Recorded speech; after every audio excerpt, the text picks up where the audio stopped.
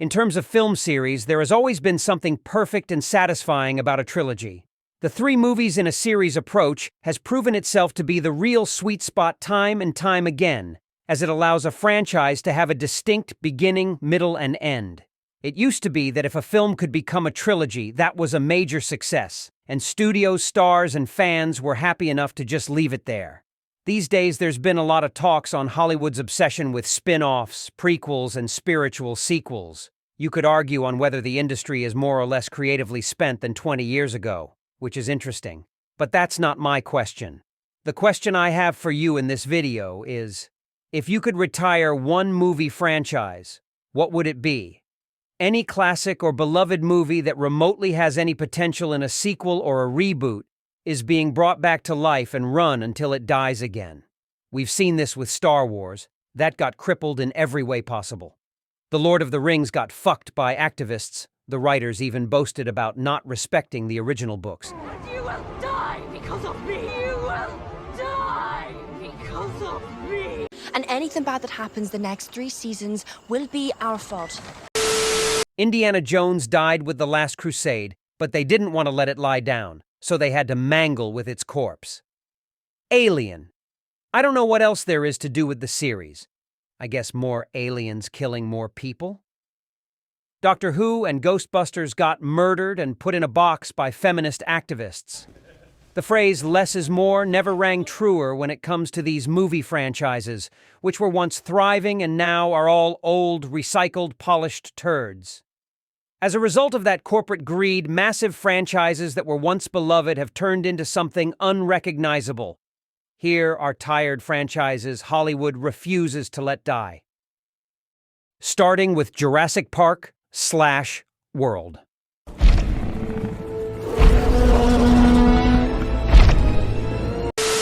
A kid's wildest fantasies come to life is what Jurassic Park provided for so many of us.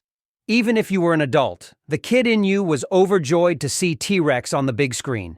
The genesis of this story was beautifully imagined. The first Jurassic Park film focused on the dangers of tampering with nature and the hubris of humanity. It had groundbreaking special effects, and it had engaging storylines that appealed to audiences of all ages. It was a movie from the 90s that never got old. However, in the later films, it became more action-oriented and focused more on spectacle.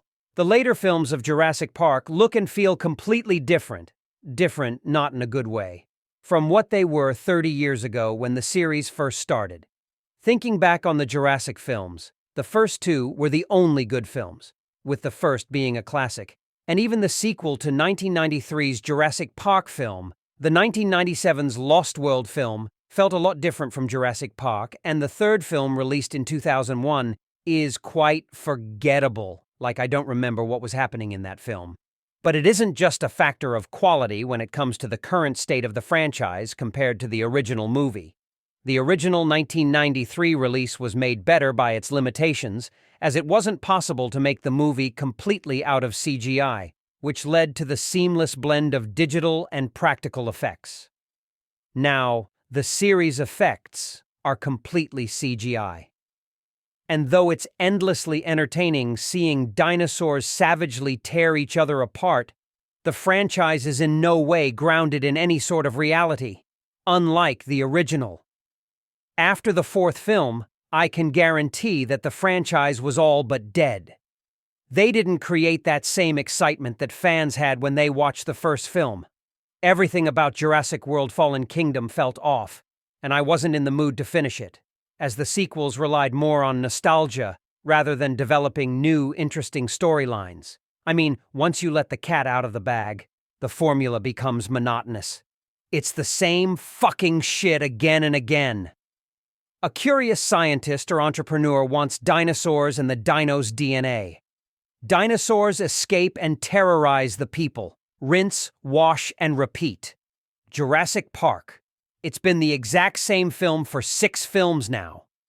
Devolved to dinosaurs get out and kill, and that's it. The first one was actually a good film.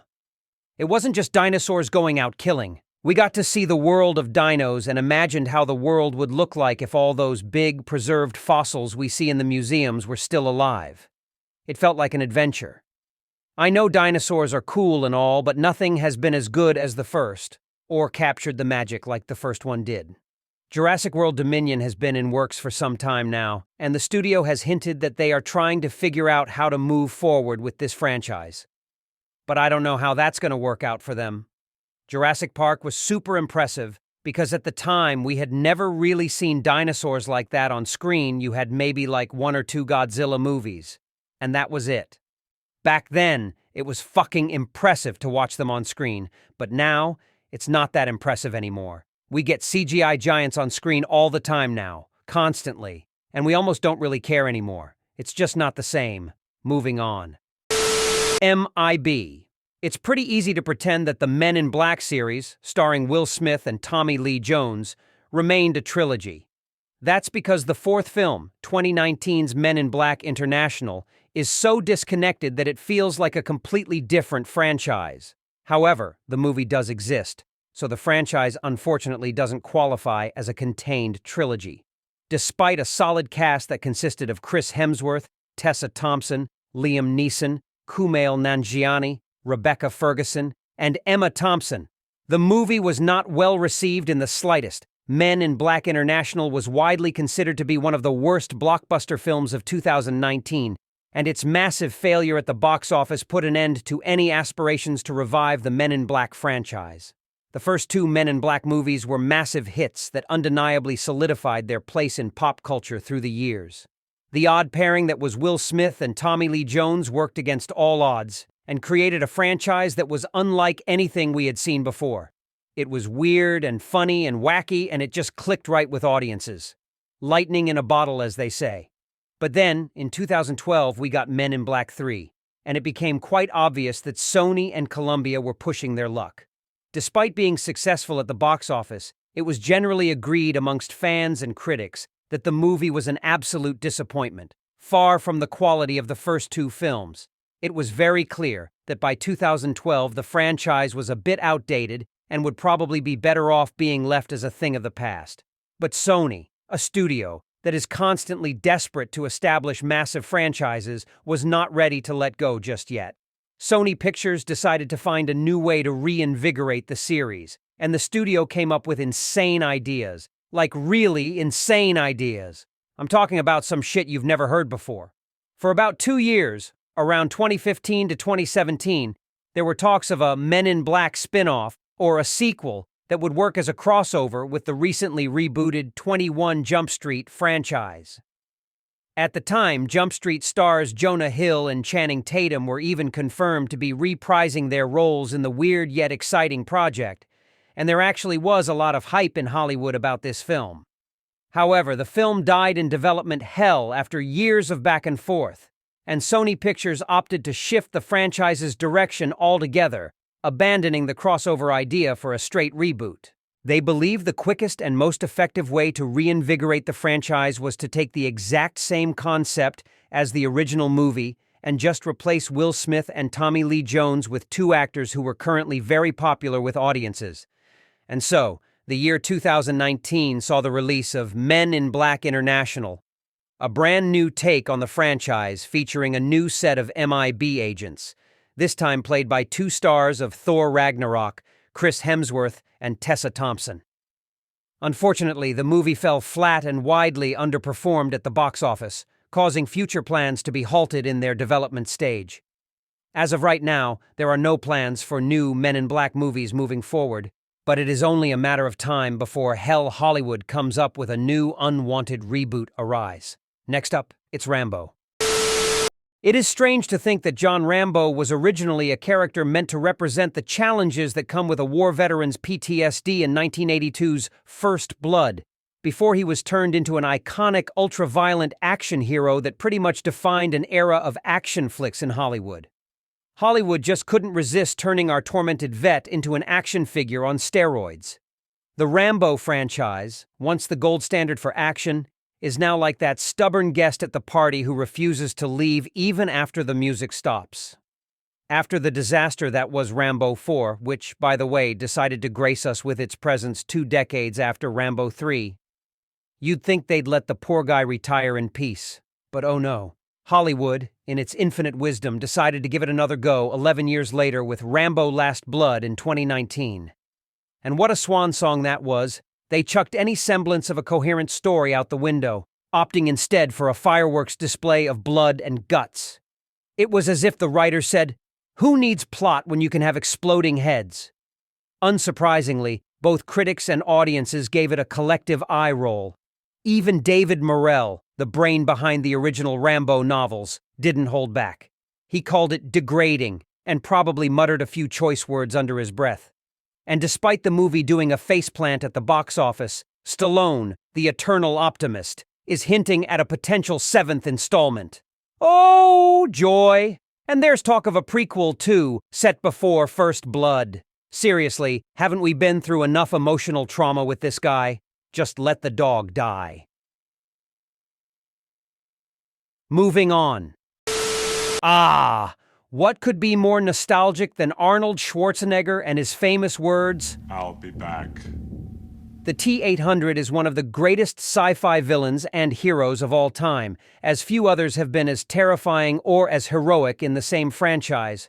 But if they could take one franchise out to the woods with a shotgun, I'd say put down the Terminator franchise at this point. That old dog hasn't been doing any tricks for decades now.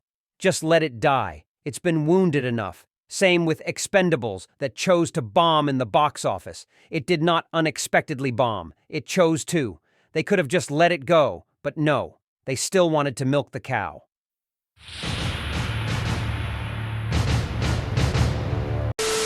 Terminator.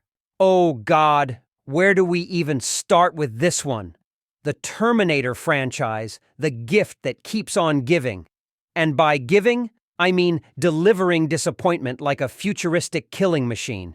Arnold Schwarzenegger's iconic line, "I'll be back," has become more of a threat than a promise at this point. It's almost crazy to think that the last good Terminator movie came out almost 30 years ago, especially when we know there have been 4 more movies released since then. The Terminator has been stuck in a time loop, reliving its glory days through one lackluster installment after another. James Cameron, the writer and director of the Terminator franchise, has been a Hollywood legend for decades, and 2 of the films that are most responsible for establishing him as such are 1984's Terminator and 1991's Terminator 2: Judgment Day. The first 2 Terminator films present some of the best science fiction of the 20th century, and they are justifiably considered to be timeless classics and best action films of all time. The way James Cameron subverted audiences' expectations when the Terminator saved John Connor, instead of killing him in Terminator 2, making Judgment Day a masterclass in storytelling. While Terminator 3, Rise of the Machines did not match the same quality as the first 2 films because the studio decided to carry on with the franchise without its creator. It was far from as bad as the franchise would get. After Terminator 3: Rise of the Machines' disappointment in 2003, there have been 3 separate attempts at reviving the Terminator series, and they have all failed spectacularly, each film worse than the last. Following the underwhelming Terminator 3, studio execs opted to take a different approach. Basically, the studio's thought was like, hey, why not split the franchise like an amoeba? And they did. A new series began in 2008, Terminator: The Sarah Connor Chronicles. A TV series in an entirely different continuity ran for 2 seasons and was then canceled. The franchise film was again rebooted by director McGee in 2009 with the universally despised Terminator Salvation, which drifted away from its original cast and took a heavy science fiction spin with the storyline. Salvation was one of the most expensive movies ever made at the time, but it completely failed to interest audiences, and the planned sequels were canceled a few months after the film's release.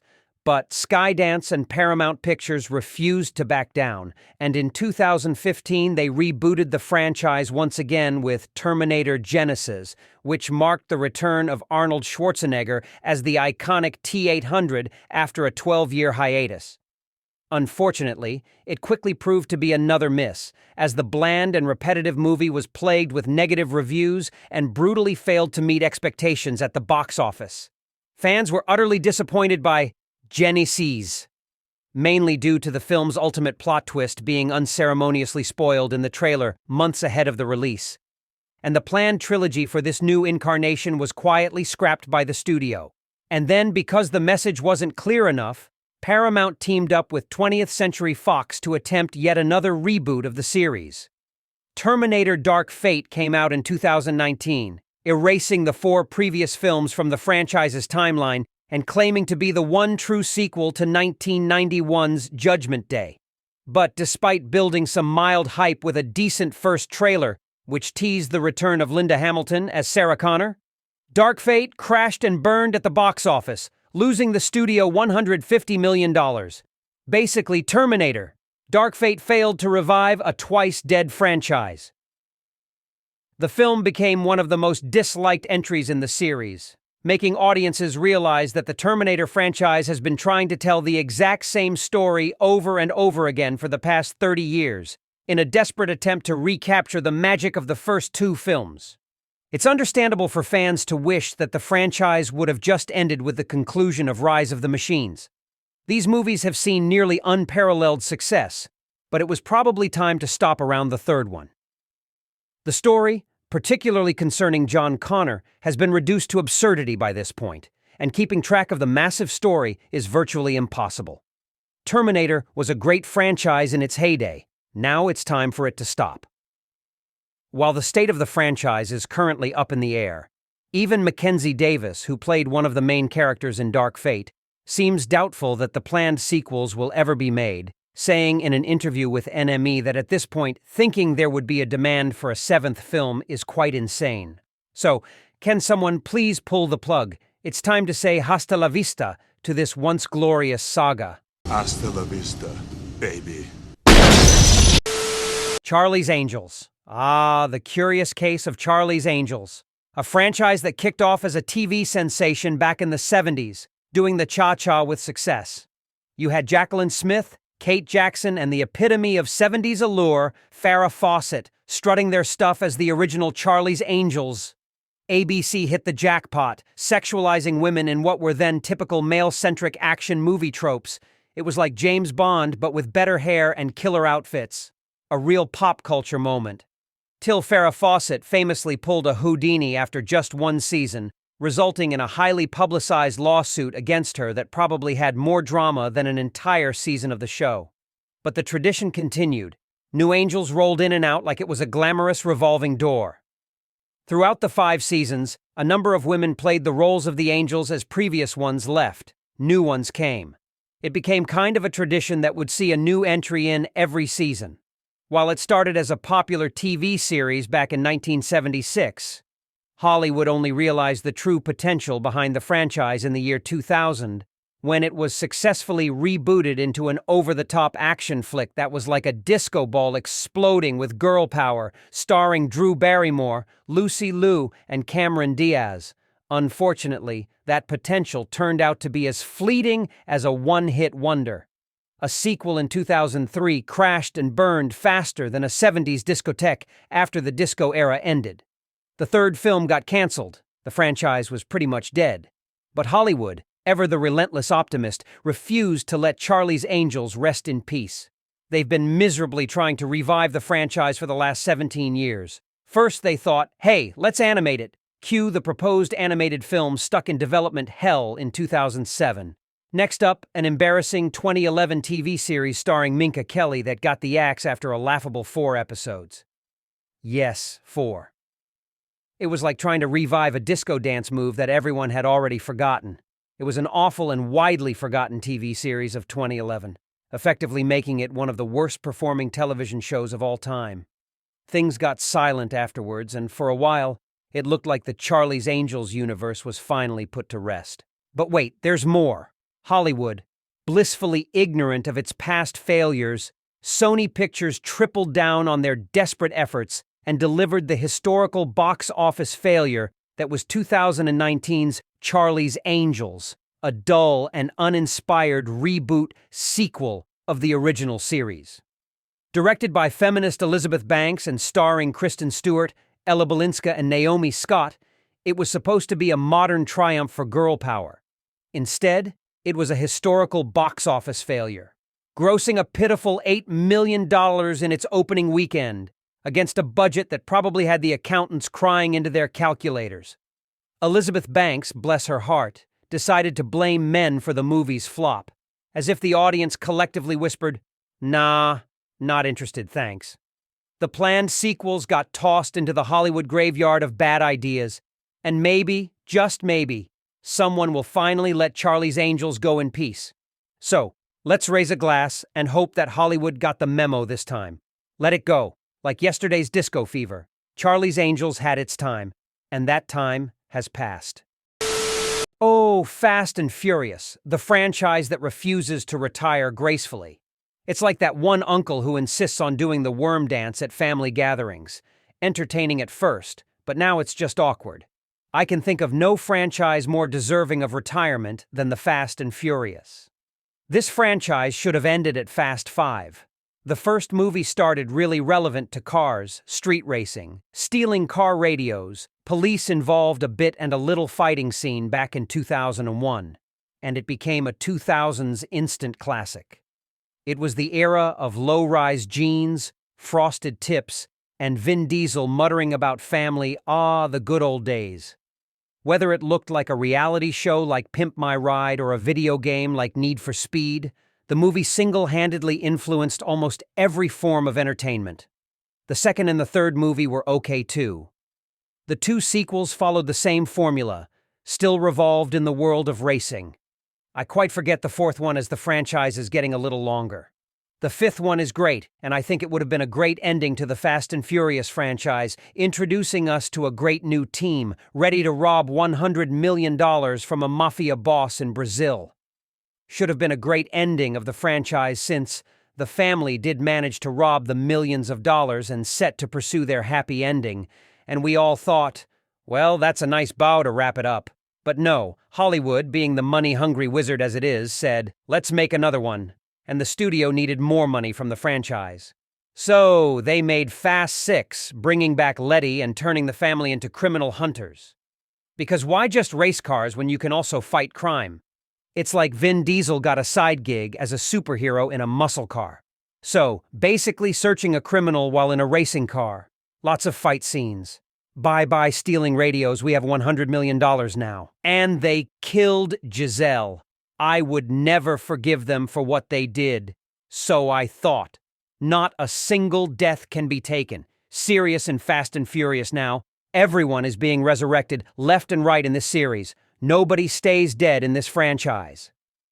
First it was Letty who turned out to be alive. Then Owen Shaw turned out to be alive as well in Fast and Furious 7. Then Han also turned out to be alive, and then even Giselle turned out to be alive. Okay, Letty coming back was done well, and it made sense, so I give it a pass. The rest are forced and done, because fans demanded their return for years. Han is my favorite character in the franchise, but bro should have stayed dead. At this point, with the ridiculousness that's happening in this franchise, don't be surprised to see John Cena coming back to life.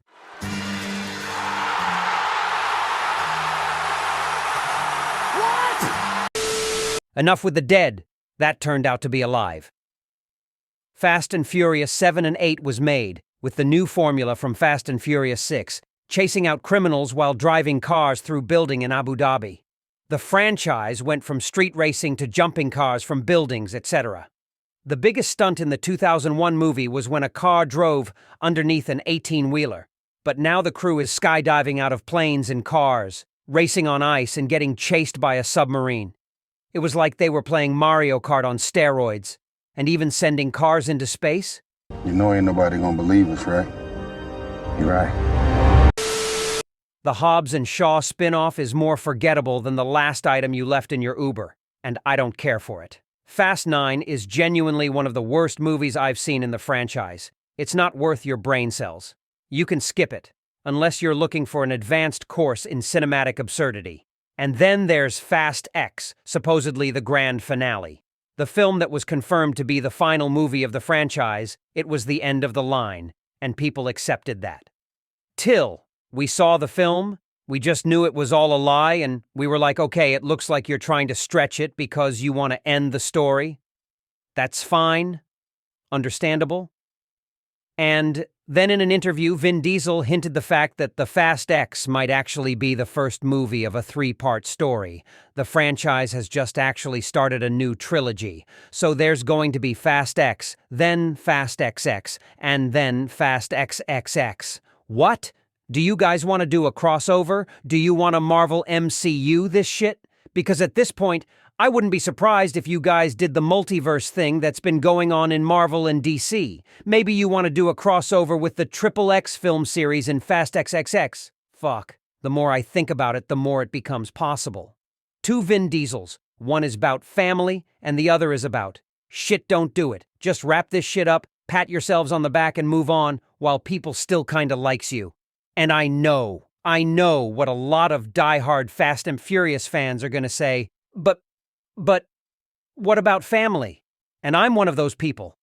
But even as somebody who finds some enjoyment in that kind of brain rot, I gotta admit, this has been going on for too long. Fast and Furious has been a guilty pleasure for most of us for many years now, and I think it's time to stop salivating over the sight of cars we can't afford. And I know Universal is not ready to let this one go.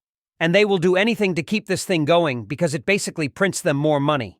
They have literally zero reasons to stop making them if they continue being profitable. They'll keep making these until Vin Diesel is racing against a rogue AI in his electric wheelchair. So, I look forward to see people cry about Fast and Furious 18, where Vin Diesel takes a rascal scooter into space to save the world from an asteroid, or Dom and his family going to the moon, racing in cool rovers, and then Dom wrecks his rover, in a cool way. Oh wait! The bad guy is about to get away. Then Dom automatically realizes that he is at the Apollo 11 site, and he finds the original moon rover. He makes a mini speech about family, and then he's back racing the bad guy again. People in the theater are on the edge of their seats. Might as well go there. I'll be first in line to watch that dumpster fire. We happen to be in the age of sequels, reboots, and remakes, but eventually their profitability will decline. You can only beat that dead horse for so long before audiences eventually stop caring, as we have seen in the last couple of years. Not everything needs to be a never-ending franchise. It's okay to let something good die at some point. The entertainment industry and the writers have to understand that money doesn't buy passion and good writing. Well, that's all for today. Leave your comment below, give us your thoughts, and we will see you on the next one.